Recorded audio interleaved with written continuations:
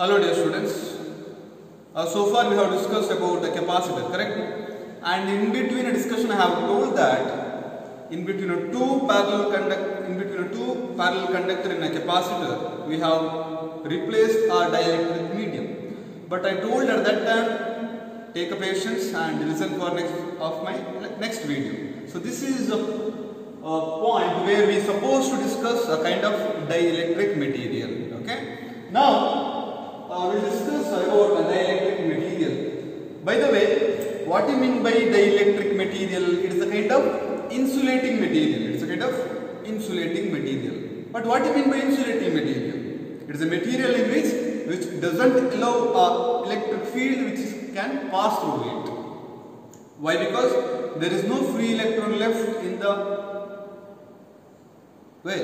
the final energy state. So that's why. But what about your conductor? There we have n number of free charge carrier, n number of free electron, so that it can easily conduct. So if you pass the electric field, which can pass through it. But think about it is an insulator which doesn't allow any electric field which can pass through it. But there is some limit for that. If it crosses that particular limit, then this insulator also there is a possibility of behaving like a conductor. Are you getting? So now we will discuss kind of a different insulator of its property. Okay. As you know, dielectric is an insulating medium. Under this particular dielectric material, we have two type of material. That is first one is polar dielectric and one more is non-polar dielectric material. What do you mean by polar dielectric material? It is a material which is having polar molecule. But you don't know what is polar molecule, correct? No? The polar molecule which is nothing but it is a molecule in which the center of positive charge and center of negative charge are coincide over here. Which example I can take in terms of a chemical formula? That is nothing but H2O.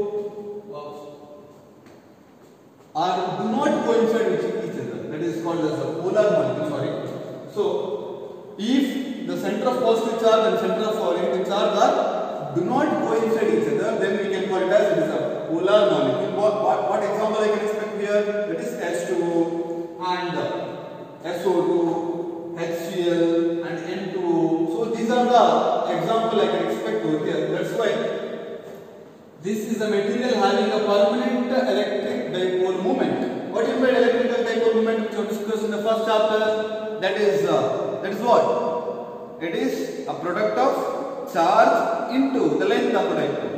Okay? And this dipole moment will be in a different orientation in the absence of electric field. We'll get to know if I keep this particular dielectric medium in the region of electric field, what happens. We'll get to know of my next topic. But before that, we'll study about non-polar dielectric. What do you mean by non-polar dielectric?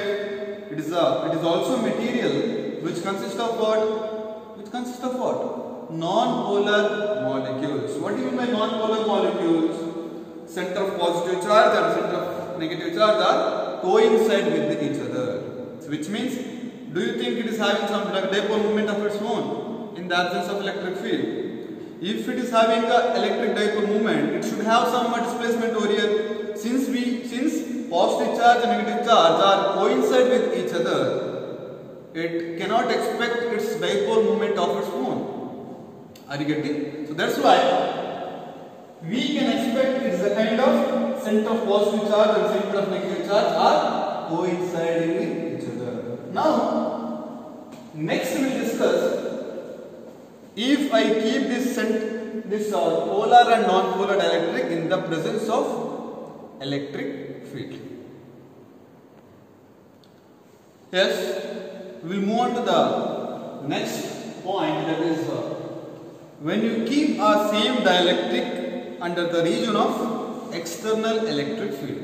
What happens to the dielectric field? We will discuss one by one. So how many types of dielectric we can expect? That is two types. The one is polar dielectric and one more is non-polar dielectric. Correct? No? So now, what do you mean by polar dielectrics? It is a center of positive and negative are separated some distance or where do not coincide with each other. Correct? No? So similarly, you take a plus minus plus minus minus plus plus minus minus plus minus minus plus somewhat like this. Okay? Now what happens here is that this we can expect when E which is equal to 0, in the sense in the absence of electric field. Now if you keep the same dielectric material under the region of external electric field, what happens? They are going to align in such a way that all negative charges will appear over here one side and all the positive charge will align in this form. This is the under the region of external electric field. Why? Because you know your electric field is going to move from where to where? Positive to negative. Correct? No? This is the outside the region, positive to negative. So obviously, due to induction process, charges are aligned in such a way that all the positive charge will occur over here, all the negative charges will occur over here. Are you getting? So this is how exactly it is going to align over here, so that it can expect dipole moment in the direction of electric field. So now, non-polar molecule, if I say, what do you mean non-polar? Positive and negative charges are coincide with each other. So in the absence of electric field. Now, if you keep under the region of external electric field, what happens?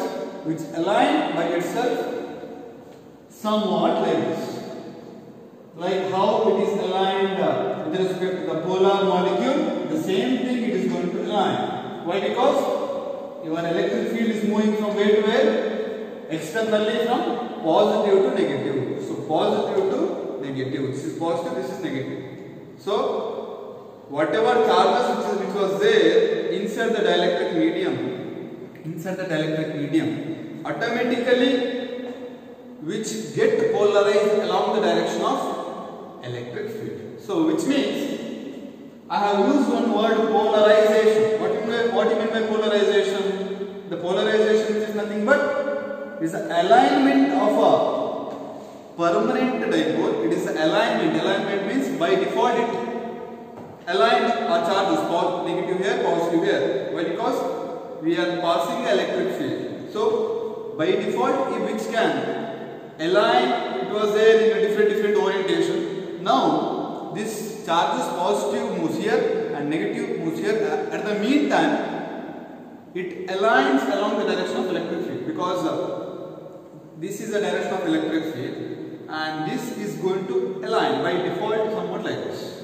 It was there in different orientations, somewhat like this. Now it is going to align. So the alignment of a permanent dipole or induced dipoles in the direction of electric field is called as what? Polarization of electric field.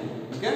And one more definition I can expect, that is it is the ratio of net dipole moment per unit volume. That is called as P. P which is equal to small p divided by volume. Where small p which deals with what? Correct? It looks like a dipole, proper dipole here. So that's why dipole which is nothing but it is the alignment of a induced dipole or permanent dipole along the direction of electric field. So this looks like P net divided by V over here. Okay? Now, don't you think if electric field is increases, at the meantime the orientation or alignment of a dipole also along the direction of electric field which I have applied over here. So which means if electric field increases, polarization also increases. Correct? No? So similarly, can I say P is directly proportional to E over here? So can I say if we have some proportional, if I want to write some equation, we need one constant, that is P which is equal to chi into E over here. And this is a new term which I am using over here. New term, that is chi over here. That is nothing but electrical susceptibility. This is also called as electrical susceptibility. Susceptibility. What do you mean by electrical susceptibility? It is the ratio of what? This also can be taken as P by E. Okay? So P, which is equal to how much which is polarized with respect to the electrical field which is there over there. So this is what exactly I can expect. How much which is polarized with respect to the field applied to a dielectric medium. So this is I can expect. Yeah, to know more about the further topics of this dielectric concept, that is a dielectric material, there are some concepts we need to know about the dielectric breakdown. What do you mean by dielectric breakdown? What do you mean by breakdown? Cutting something, correct? No? So similarly, we have one definition, that is phenomena in which dielectric loses its insulating property. What? The phenomena in which this particular dielectrics, whatever may be, it could be a polar or it could be non-polar, if it loses its insulating property, kept where? In a strong electric field which behaves like what? Conductor.